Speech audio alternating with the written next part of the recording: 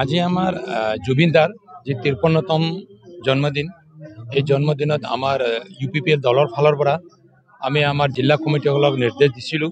সকলো জিলা কমিটিয়ে নিজৰ কাৰ্যালয়ত উপস্থিত হৈ জুবিনদাৰ 53তম জন্মদিনটো অল ৰিলিজিয়াছ প্ৰেয়াৰ যি এটা টাইটেলটো দি আমি এইটো উদযাপন কৰিবলৈ দিছিলোঁ। তেনেকৈ সেই মৰ্মে আজি চিৰাং জিলা কমিটিয়ে আজি তেখেতসকলৰ এই কাৰ্যালয়ত এই প্ৰগ্ৰামটো আয়োজন কৰিছে।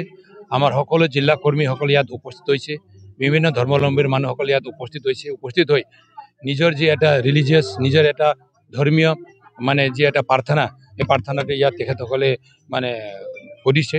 আৰু আমিও বিচাৰিছোঁ জুবিনদাৰ যি এটা আজি মৃত্যু হোৱাৰ পিছত যি প্ৰথম জন্মদিনটো আমি ইয়াত পালন কৰি আছোঁ। তেখেতে আজি 53 বছৰত ভৰি দিল। আমি সকলোৱে মিছ কৰিছোঁ।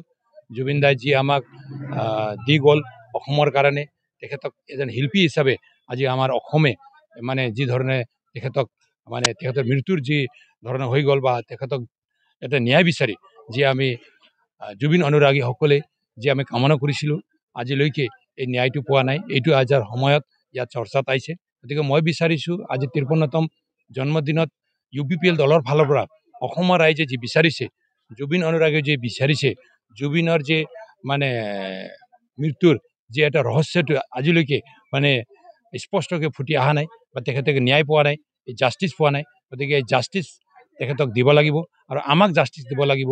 জুবিনৰ আজি 53তম যি জন্মদিনত এইটো আমি বিশেষকৈ ডিমাণ্ডো কৰিছোঁ।